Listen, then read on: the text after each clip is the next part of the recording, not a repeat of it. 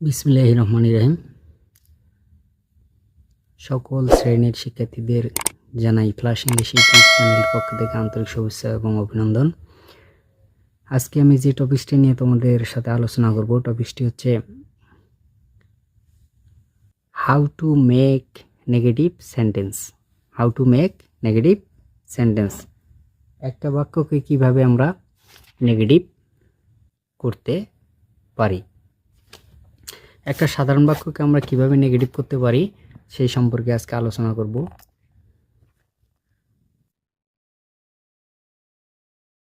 একটি ইংরেজি বাক্যকে নেগেটিভ করতে গেলে শুরুতে আমাদের জানতে হবে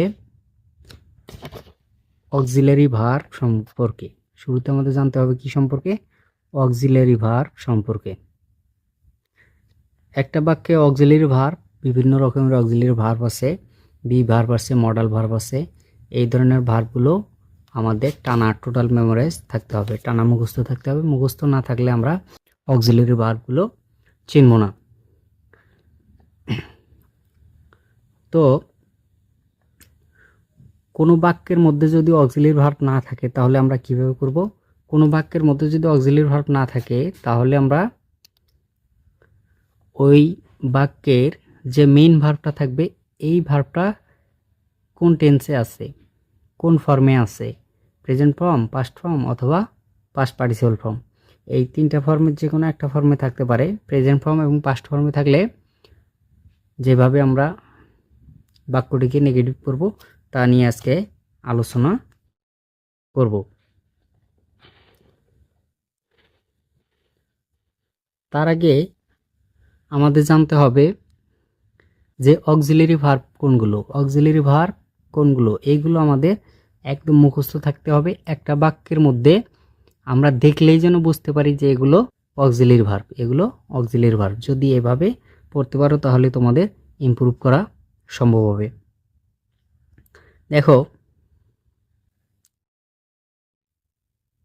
is, are, was, were, do, does, did, have, has, had, তারপর হচ্ছে will, would, can, could, may, might, must, what, need, dare, এইগুলো সাধারণত অক্সিলারি এবং মডাল ভার্ব হিসেবে ব্যবহার করা হয়।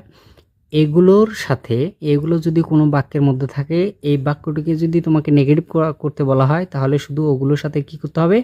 একটা নট যুক্ত করে দিতে হবে। একটা কি যুক্ত করে দিতে হবে? একটা নট যুক্ত করে দিতে হবে, তাহলে বাক্যটি নেগেটিভ হয়ে যাবে। তো দেখো আমরা কিভাবে একটা বাক্যকে নেগেটিভ করব।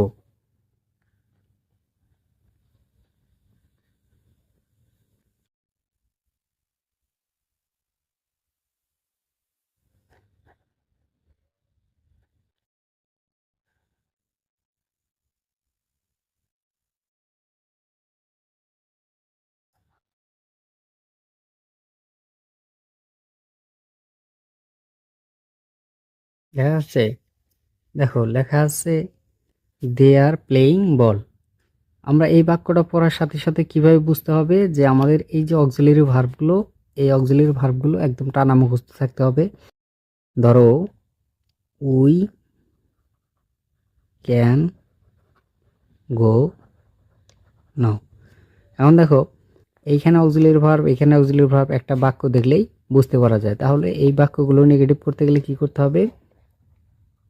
শুধু এই অক্সিলারি ভার্বের সাথে একটা কি বসাইতে হবে? নট বসাইতে হবে। নট বসানোর পরেই তোমাদের বাক্যটা কি হয়ে যাবে? নেগেটিভ হয়ে যাবে। এই অক্সিলারি ভার্বগুলোর সাথে কি করতে হবে? একটা নট বসাইতে হবে, তাহলে কি হয়ে যাবে? বাক্যটা নেগেটিভ হয়ে যাবে। আর কোনো বাক্যের মধ্যে যদি দেখো যে অক্সিলারি ভার্ব নাই, তাহলে কি করবা? ধরো, উই ভিজিট দ্য জু। দেখো এই বাক্যটাতে কি করা আছে? We visit the zoo.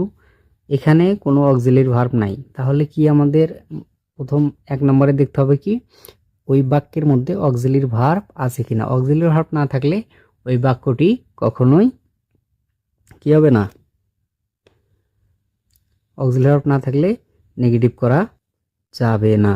Auxiliary verb না থাকলে কি করতে হবে, অক্সিলারি ভার্ব নিয়ে আসতে হবে। দেখো এই যে এই ভার্বটা কিসে আছে, প্রেজেন্ট ফর্মে আছে। তা প্রেজেন্ট ফর্মে থাকলে কি করতে হবে, প্রেজেন্ট ফর্মে থাকলে আমাদের একটা সূত্র মনে রাখতে হবে। প্রেজেন্ট ফর্মে থাকলে ডু অথবা ডাস নিতে হবে। প্রেজেন্ট ফর্মে থাকলে কি নিতে হবে, ডু অথবা ডাস নিতে হবে। আর পাস্ট ফর্মে থাকলে নিতে হবে কি, ডিড নিতে হবে। তো এটা প্রেজেন্ট ফর্মে আছে, যেহেতু ভার্বের সাথে এস নাই, তাহলে আমরা কি নেব, ডু নেব। তার সাথে একটা কি নেব, নট নেব। তারপরে যা আছে তাই লিখব, তাহলে বাক্যটি নেগেটিভ হয়ে যাবে। সো এইভাবে আমরা নেগেটিভ করব, একটা বাক্যকে হা বোধক থেকে না বোধক করব।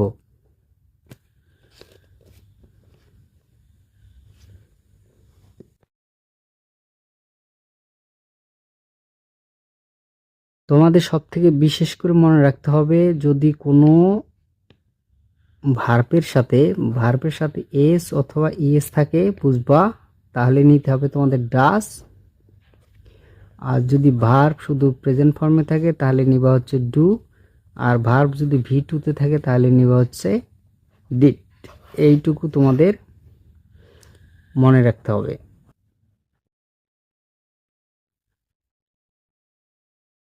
এইটুকু তোমাদের কি করতে হবে, মনে রাখতে হবে।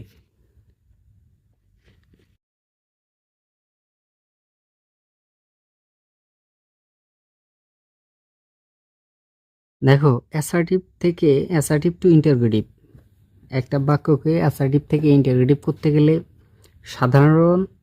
সাধারণ না বোধক বাক্য হলে, বাক্যটা যদি কি হয়, সাধারণ এবং না বোধক বাক্য হয়, তাহলে কি হবে, শুরুতেই অক্সিলারি ভার্ব নিয়ে আসতে হবে, তারপর সাবজেক্ট বসবে, তারপর মেইন ভার্ব, তারপর অবজেক্ট, শেষে প্রশ্নবোধক চিহ্ন।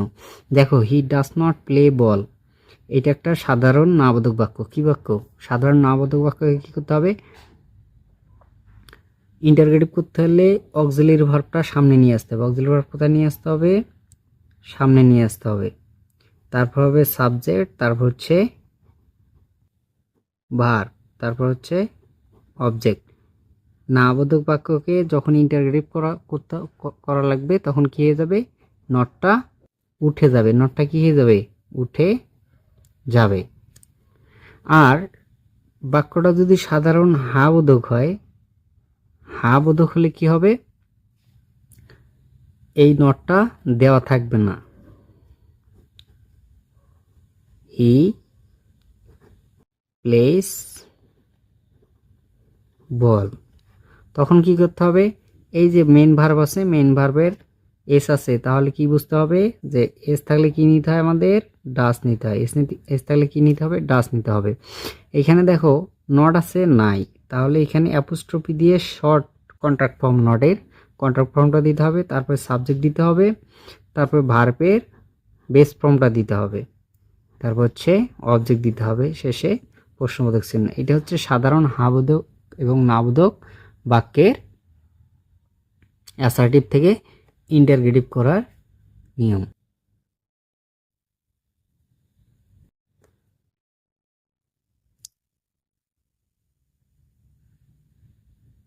দেখো সাধারণ নাবোধক বাক্য আমরা করা শেষ করলাম। এখন আমরা একটু নিয়ম অনুযায়ী এক্সেপশনাল কিছু করব। দেখো নোবডি, নো ওয়ান, নান। নোবডি, নো ওয়ান, নান, এই তিনটি শব্দ যদি কোনো বাক্যের শুরুতে থাকে, কোনো বাক্যের কোথায় থাকবে, শুরুতে থাকবে। যদি বাক্যটিকে ইন্টারোগেটিভ করতে বলে তাহলে কি করতে হবে, এই তিনটির যে কোনো একটা থাকবে শুরুতে, তাহলে ওদের পরিবর্তে শুরুতে নিতে হবে হচ্ছে হু নিতে হবে। ওদের পরিবর্তে শুরুতে হু নিতে হবে। তারপর হচ্ছে বাকি সব ঠিক থাকবে, শেষে প্রশ্নবোধক চিহ্ন হবে। বাকি সব কি থাকবে, ঠিক থাকবে। বাকি সব ঠিক থাকবে, যেমন নোবডি